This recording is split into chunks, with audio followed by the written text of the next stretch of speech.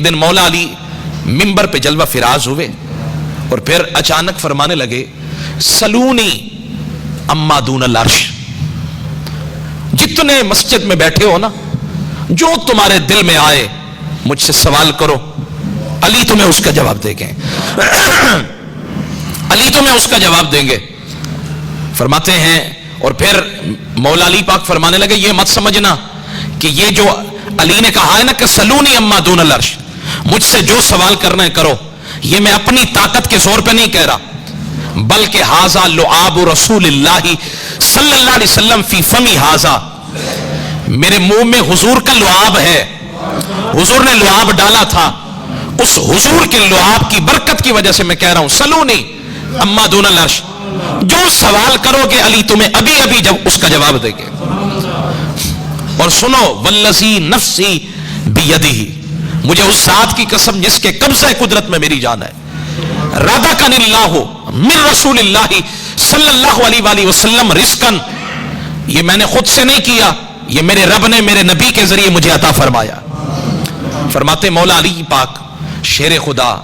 کرم اللہ وجہ الکریم کی مجلس کے اندر ایک یمنی بندہ بیٹھا تھا،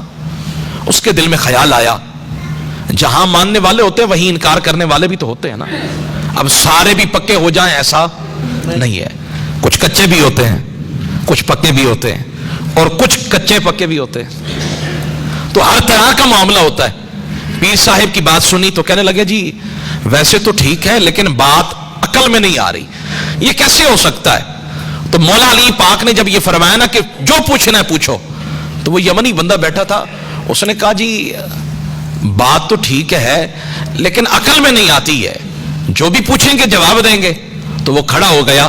اور کہنے لگا جی یا علی اسألو، کرا میں سوال، سمجھے میری بات کو؟ جیسے بندہ کوئی کہتا ہے نا جی وارنے کے کرو سوال، آپ سے کرو سوال، تو وہ یمنی بھی بندہ کہنے لگا اسألو، پوچھو آپ سے سوال۔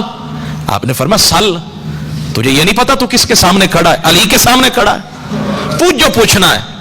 تو اب وہ کہنے لگا سوال بھی سنیے، یہ سوال ریاضی کا نہیں ہے، یہ سوال کوئی درس نظامی کا بھی نہیں تھا، سوال نصاب سے خارج تھا۔ وہ کہنے لگا حل رأیت ربک یا علی، اے علی کبھی رب کو بھی دیکھا ہے؟ اے علی کبھی رب کو بھی دیکھا ہے؟ اب جو مولا علی نے جواب دیا وہ کمال کا جواب ہے۔ مولا علی فرمانے لگے ما کنت اعبد ربا لما رہو، علی اس رب کی عبادت کیسے کرے گا جس کو دیکھا ہی نہ ہو؟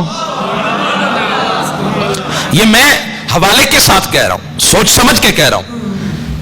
میں خطابت کے جوش میں آ کر کوئی اندھی بات نہیں کر رہا، کہانی اور افسانہ نہیں سنا رہا، تفسیر سے بیان کر رہا ہوں، سوچ سمجھ کے کہہ رہا ہوں، یہ مولا علی کا فرمان ہے۔ فرمانے لگے ما کنت اعبد ربا، علی کو زیب ہی نہیں دیتا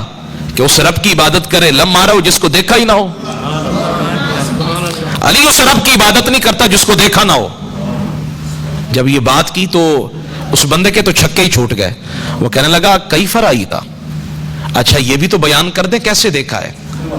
رب کو کیسے دیکھا ہے؟ تو مولا علی فرمانے لگے ان آنکھوں کے ساتھ نہیں دیکھا ہے، دل کی آنکھوں کے ساتھ دیکھا ہے، کیونکہ ان آنکھوں کے ساتھ دنیا میں رب کو دیکھنا جائز نہیں ہے، ممکن ہی نہیں ہے۔ لا تدرکہ الابصار، 7واں پارہ، وہو یدرک الابصار وہو اللطیف الخبیر، فرمایا یہ آنکھیں اس کا احاطہ نہیں کر سکتی ہیں، اس کا ادراک نہیں کر سکتی ہیں، وہو یدرک الابصار وہو اللطیف الخبیر، فرمایا نہیں دیکھ سکتی ہیں۔ مولا علی فرمانے لگے ان آنکھوں کے ساتھ نہیں دیکھا ہے لیکن دل کی آنکھوں کے ساتھ دیکھا ہے، اور آج تجھے بتاؤں میرا رب کیسا ہے؟ جس کو دیکھا ہے تو بتا دوں، اس نے کہا بتائیے، فرمایا ربی واحد لا شریک لہ، میرا رب وہ ہے جس کا کوئی شریک نہیں، میرا رب وہ ہے جس نے آسمانوں کو بنایا، جس نے زمین کو بنایا، جس نے ساری کائنات کو بنایا۔ جب اس یمنی بندے نے مولا علی کی زبان سے رب کی یہ شانیں سنی نا تو ہوش ٹھکانے نہ رہے، ساکتا مغشین علیہ، زمین پہ گرا، بھی ہوش ہو گیا۔